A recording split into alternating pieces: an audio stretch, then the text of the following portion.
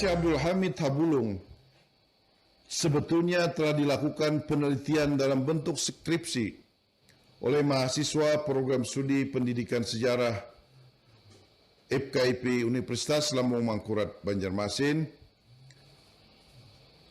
oleh seorang perempuan yang bernama Khairun Nisa. Skripsinya berjudul Penokohan Syekh Abdul Hamid Habulung sebagai penyebar ajaran Wahdatul Wujud di Kalimantan Selatan pada awal abad ke-18 hingga awal abad ke-19. Tahun penerbitan dan selesainya skripsi ini tahun 2003. Kemudian diperdalam, dikaji dan ditelaah dengan baik oleh Bapak Humaydi MAG, seorang dosen IAIN Antasari Banjarmasin, dengan judul tulisan dalam bentuk makalah, yakni Tragedi Dato' Habulung, Manipulasi Kuasa Atas Agama, dalam Jurnal Kebudayaan Kandil 1 September, juga terbitan tahun 2003. Ada pula termasuk dari buku-buku karangan, yakni dari Abu Daudi dan dari penelitian-penelitian lainnya. Tulisan lainnya yakni dari Tim Sahabat, ini sebuah percetakan dan toko buku dari Kandangan yang banyak sekali menerbitkan tentang manaqib para ulama dan para aulia. Menerbitkan bukunya dengan judul Manaqib Syekh Abdul Hamid Habulung tahun 2006. Syekh Abdul Hamid mengajarkan kepada orang awam, kepada orang umum, dengan ajaran yang berbeda dengan ajaran-ajaran biasa. Ajaran beliau itu adalah, yakni ajaran Syekh Abdul Hamid Habulung, La mawjuda bihaqqin illallah, la mawjuda illahu. Maksudnya, tiada yang mawjud dengan sebenarnya melainkan Allah, atau dia, atau hu. Tiada yang mawjud melainkan dia, atau hu, atau Allah. Tiada aku melainkan dia. Dia adalah aku dan aku adalah dia. Sementara itu, ajaran yang selalu dipahami dan diyakini masyarakat Islam pada umumnya, yakni di kawasan Kalimantan Selatan, khususnya kawasan Habulung pada waktu itu, adalah tiada yang berhak dan patut disembah kecuali hanya Allah. Allah adalah Khalik yang Maha Mencipta. Selain Allah adalah makhluk. Tiada sekutu baginya. Tiada sekutu bagi Dia, Allah.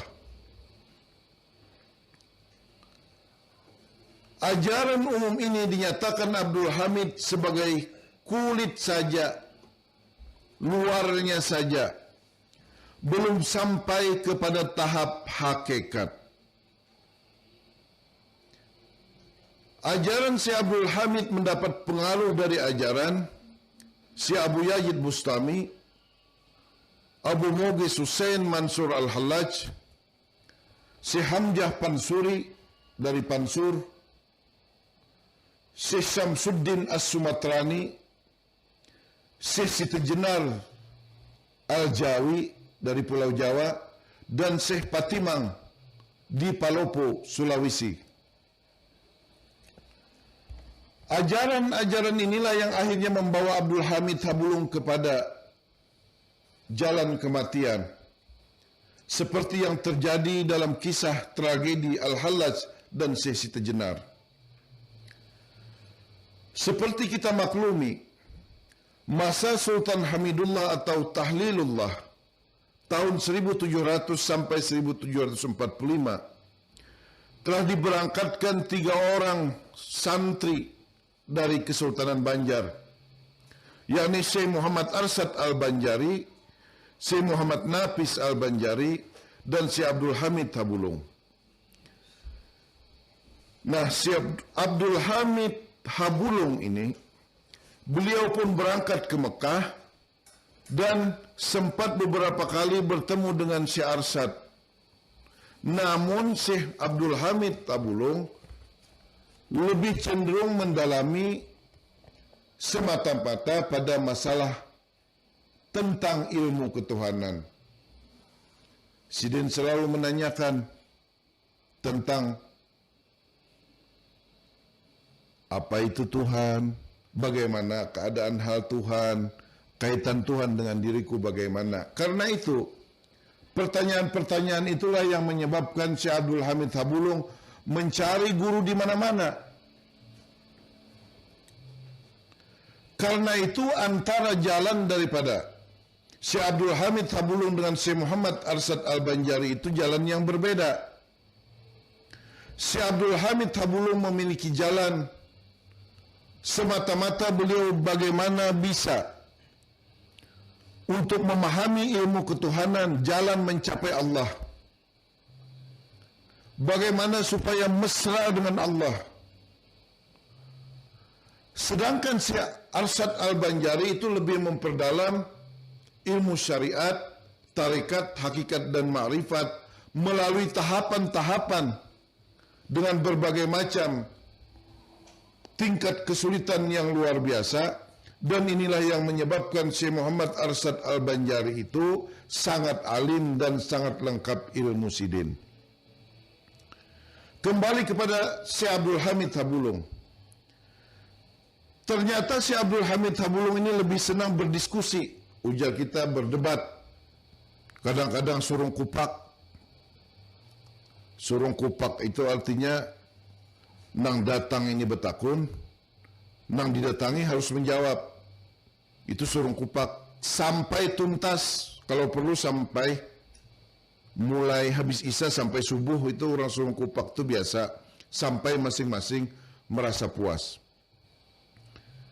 Syekh Abdul Hamid mencoba dalam diskusi-diskusi beliau itu dengan para ulama, para aulia Allah untuk mencoba mencari jawaban tentang ilmu ketuhanan kepada berbagai ulama tersebut. Dan beliau pun berkelana juga sidin, berjalan-jalan melalui lembah, hutan dan gunung sampai sidin di sebuah pegunungan, dan di sana sidin melihat ada sebuah gua. Di dalam gua itulah Abdul Hamid bertemu dengan seorang yang berpakaian serba putih, yang kebetulan seorang tua yang berpakaian serba putih itu sedang melaksanakan sholat dengan khusyuknya. Syekh Abdul Hamid yang sudah lama berjalan, berdiskusi, bertemu dengan para ulama di mana-mana, maka kemudian sidin melihati orang tua yang sholat itu. Kadang-kadang kelihatan, kadang-kadang kadang kelihatan, kadang-kadang seperti naik ke atas, kadang-kadang seperti berada di bawah. Maka Syekh Abdul Hamid Tabulung itu mencoba untuk berguru kepada orang itu. Guru Syekh Abdul Hamid meminta agar Abdul Hamid memejamkan mata. Jadi sidin ini bersedia aja mengangkat Abdul Hamid ini sebagai murid. Wahai Abdul Hamid, ujar sidin, pejamkan mata ikam. Lalu Syekh Abdul Hamid ini memejamkan mata. Syekh Abdul Hamid kemudian diminta membuka mulut. Pejamkan mata, buka muntung ikam, buka mulut ikam. Ujar orang tua tadi yang berpakaian serba putih. Lalu Syekh Abdul Hamid membuka mulut sidin sambil memejamkan mata, dan ternyata orang tua yang serba berbaju putih tadi langsung meludahi muntung sidin sebanyak 3 kali. Lalu Syekh Abdul Hamid itu disuruh membuka mata sidin. Kemudian Syekh Abdul Hamid membuka mata dan disuruh menengadah ke atas langit. Cangangi langit, ujar guru sidin itu. Syekh Abdul Hamid kemudian cangang ke atas langit, dan ternyata sidin melihat cahaya yang tidak bisa dipandang oleh mata sidin. Sangat cemerlang, sangat berkilauan. Dan sidin di sana melihat sebuah bangunan yang sangat indah, yang tidak bisa diungkap dengan kata-kata. sampai Sidin mengucapkan Subhanallah Jalla Jalalah. Saking takjubnya Sidin melihat nang kada pernah Sidin lihat di atas langit itu.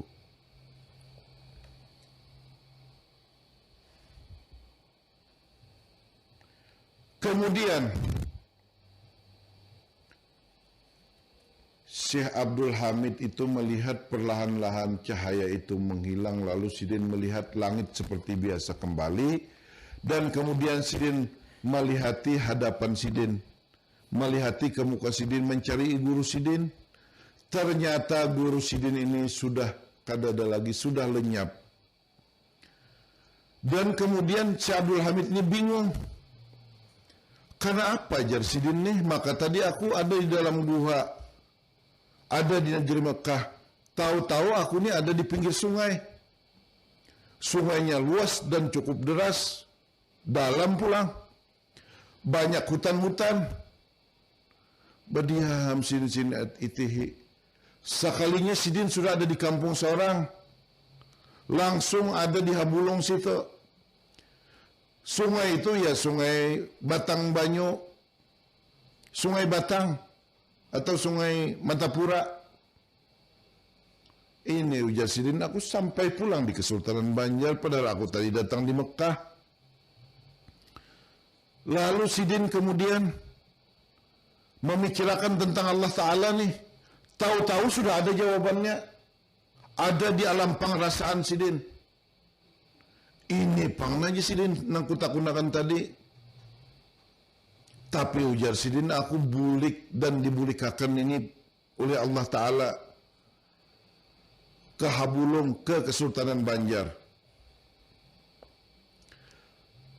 Sidin pun kemudian memahami bahwa yang namanya ilmu ketuhanan itu berlaku bagi orang yang sungguh-sungguh ingin menuntut dan ingin mengenali tentangnya, dengan harapan sepenuh reda agar Allah Subhanahu wa Ta'ala mengijabahi, memberikan karunia yang sungguh-sungguh kepada orang yang benar-benar ingin mengenal Allah Subhanahu wa Ta'ala. Disitulah tingkat kesadaran Syekh Abdul Hamid Habulong, dan beliau bersyukur tiada terhingga kepada Allah Subhanahu wa Ta'ala. Jadi Syekh Abdul Hamid ini lebih dahulu sampai di Tanah Banjar daripada Syekh Muhammad Arsyad Al-Banjari, yakni melalui kasab, yakni ilmu yang Sidin dapatkan, di mana Sidin langsung dari Mekah, daerah pegunungan, kemudian sampai di Habulong. Sidin tahu bahwa guru Sidin itu adalah Nabi Khidir alaihi salam. Di Habulong Syekh Abdul Hamid mulai mengajarkan ilmu tentang ketuhanan, sampai kemudian muncul ucapan syatahat. Syatahat itu adalah ungkapan, yakni ucapan melalui berbagai macam ungkapan akibat terlalu asik, akibat isik, dan juga zauq, yakni merasuk di dalam perasaan yang sungguh-sungguh karena saking nikmatnya, cintanya dengan Allah Subhanahu wa Ta'ala, akibat amalan-amalan dan dalam rangka musyahadah kepada Allah Subhanahu wa Ta'ala. Ketika itu beliau sedang menerangkan atau mengajarkan ilmu tasawuf. Pada saat beliau seperti inilah yang menyebabkan perkara, karena Sidin mengucapkan la maujuda bihaqqin illallah, la maujuda illahu. Dia adalah aku adalah dia. Nah, ini nang menjadi persoalan. Ini nang ujar orang bahar ini ilmu sabuku. Kemudian ada persoalan politik. Sultan Tamjidullah II atau Sultan Nata Alam itu secara sepihak telah mengangkat diri beliau sebagai Sultan Banjar ketika anak-anak Sultan sebelumnya, yakni Sultan Hamidullah, itu masih kecil-kecil. Lalu Mangkubumi Nata Alam ini langsung mengangkat diri sebagai Sultan. Itu juga menyebabkan persoalan. Sultan Mataram juga meminta bantuan Belanda dalam menghadapi perlawanan Pangeran Amir bin Sultan Hamidullah. Jadi Pangeran Amir ini Limbah Sidin mulai ganal, mulai bujang. Sidin kemudian diberitahu bahwa sebetulnya wahai Pangeran Amir, sebenarnya Ikam ini yang berhak menjadi sultan. Sementara sultan yang ada ini mengangkat sendiri. Lalu kemudian Pangeran Amir meminta bantuan dari Ummasidin, dari keluarga Ummasidin yang ada di kawasan Pasir dan kawasan Pagatan. Karena umatnya Pangeran Amir ini turunan Bugis.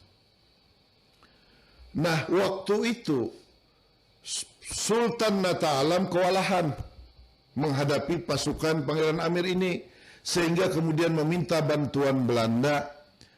Atas jasa Belanda itu, ujar Belanda, lamun aku nih membantu Ikam, wahai Sultan, apa yang ku dapat? Kubari Ikam batola itu marabahan itu. Nah, itu asalnya tuh. Ini akan kita tuangkan dalam syair perang berkobar di negeri Banjar 1859-1906. Mungkin pertengahan Januari kita sudah akan lantunkan syair tentang ini.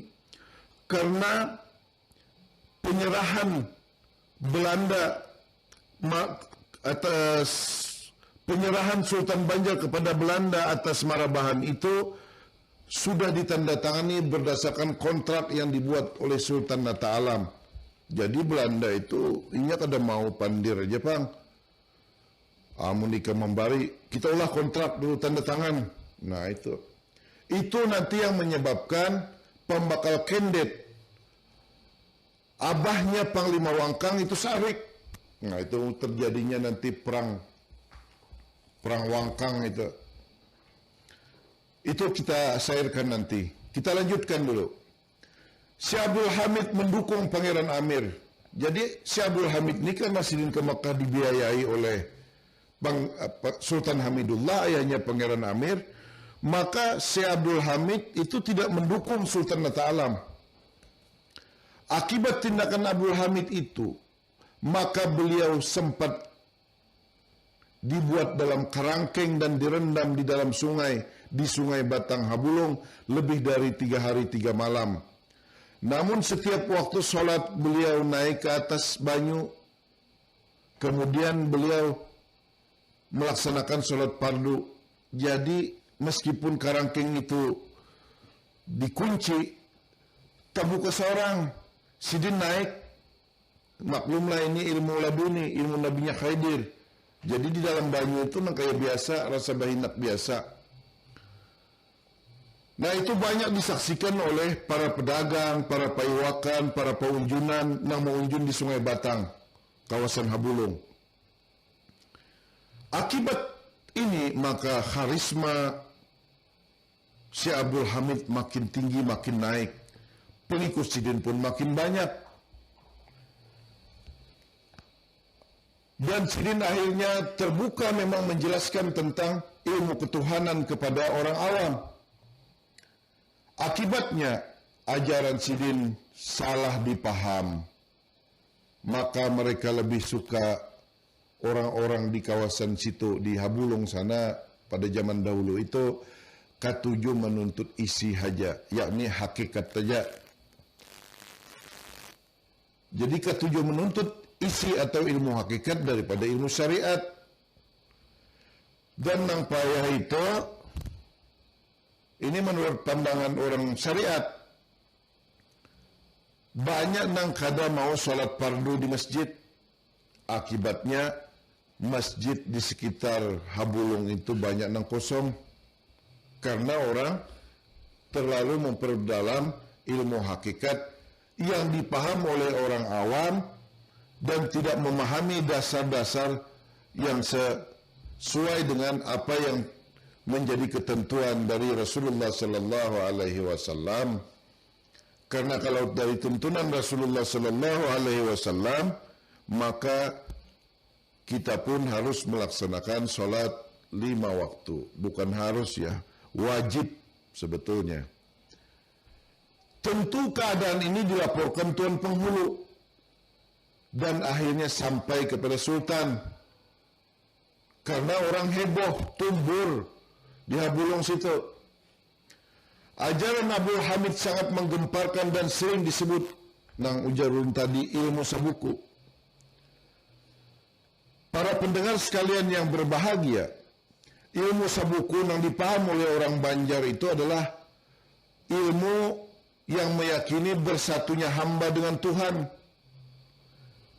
Ini yang sering disebut tasawuf mulhid, yang menekankan pada penyatuan hamba dengan Tuhan tanpa membedakan sifat-sifat Allah yang berbeda dengan sifat-sifat makhluk. Misalnya nih,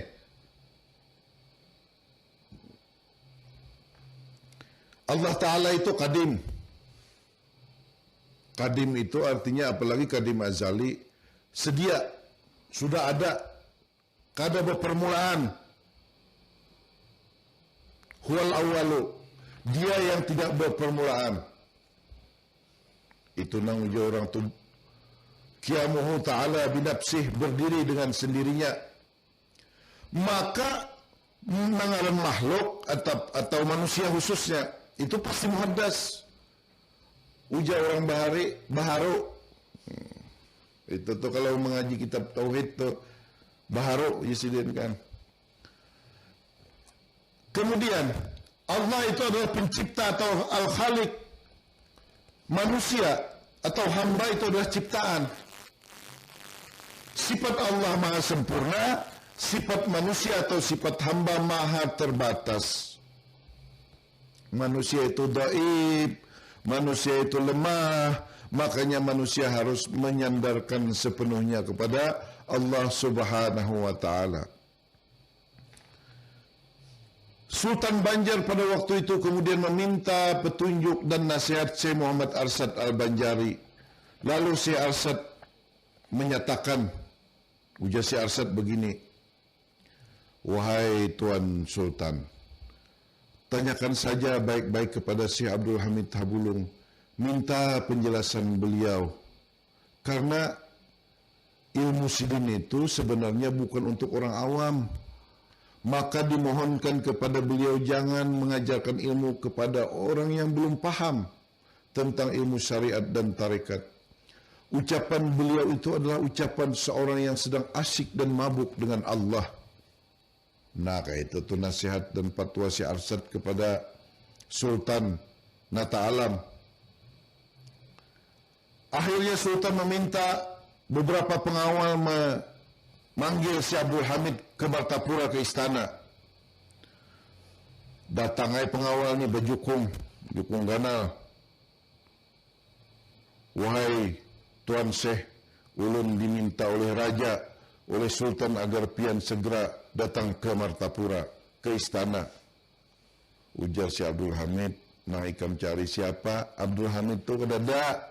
Abdul Hamid tidak ada. Nang ada di sini hanya Allah Ta'ala."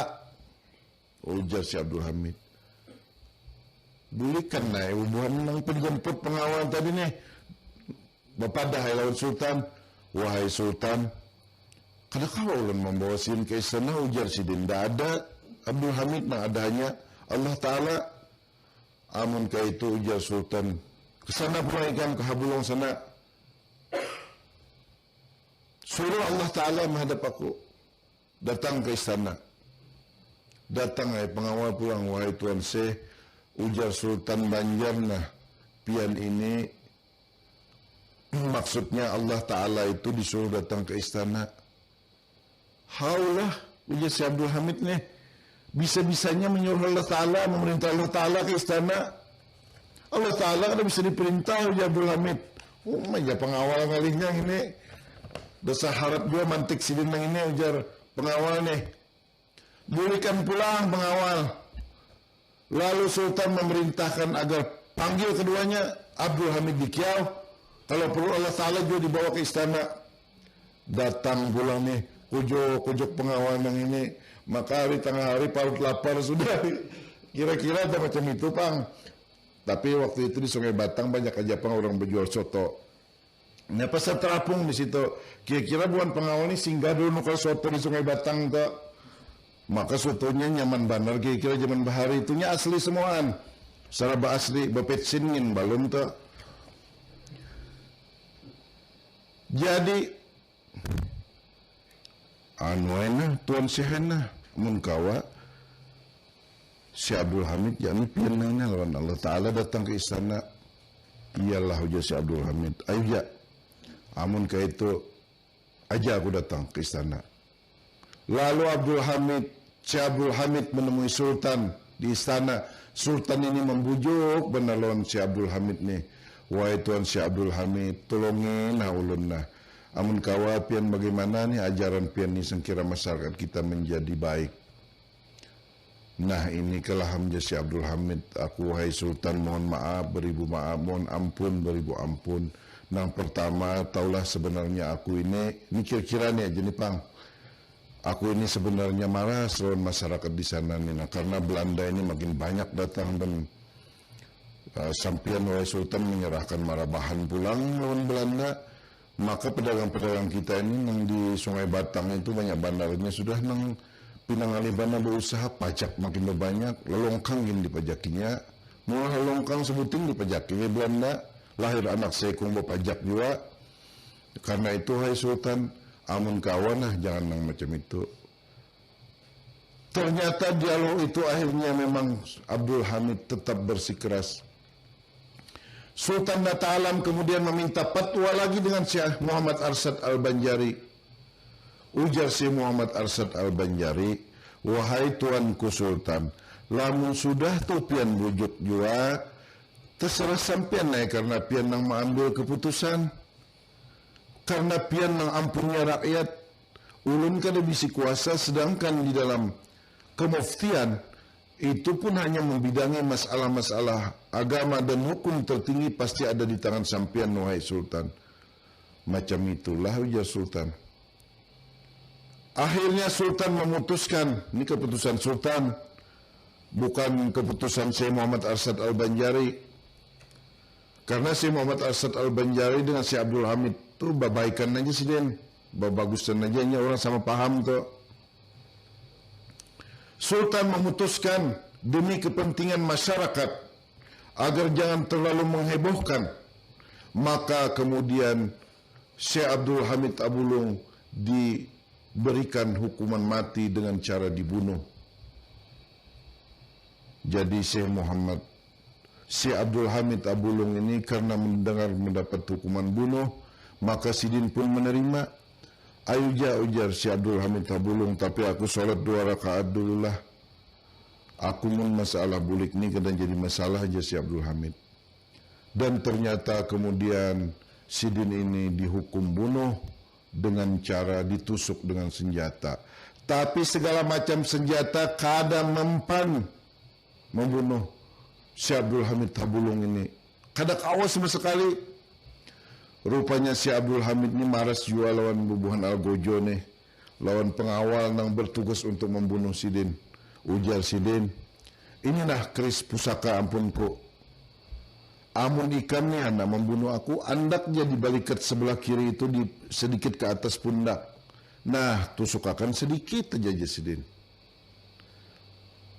Algojo ini begamat karena menyaksikan sudah gair-gair jua. Nangaran kada mempan. Dasar bujur ulama benar nang ini ujar Algojo ujar pengawal, tapi bagaimanalah karena ini memang jalan bagi Syekh Abdul Hamid Abulung rupanya, jalan kematian bagi Sidin. Maka Algojo menusuk perlahan-lahan setelah solat 2 rakaat dahulu Syekh Abdul Hamid, kemudian setelah ditusuk perlahan maka mencuratlah darah dengan warna merah mengenai dinding-dinding penjara, dan di situ tertulislah kalimah dengan darah merah dengan kalimah la ilaha illallah. Nah, itu membuktikan bahwa Syekh Abdul Hamid Abulung itu memang ilmu Sidin termasuk ilmu laduni dan ilmu ketuhanan. Karena itu para ulama, guru-guru madrasah banyak juga itu yang ziarah ke makam Syekh Abdul Hamid Abulung Karena tarekat yang Sidin pahami dan kembangkan dan amalkan, yakni tarekat Naqsabandiyah, yang sampai hari ini pun masih banyak dipakai orang-orang di kawasan Nusantara dan Asia Tenggara. Nah, itu yang berkaitan dengan Syekh Abdul Hamid Habulung.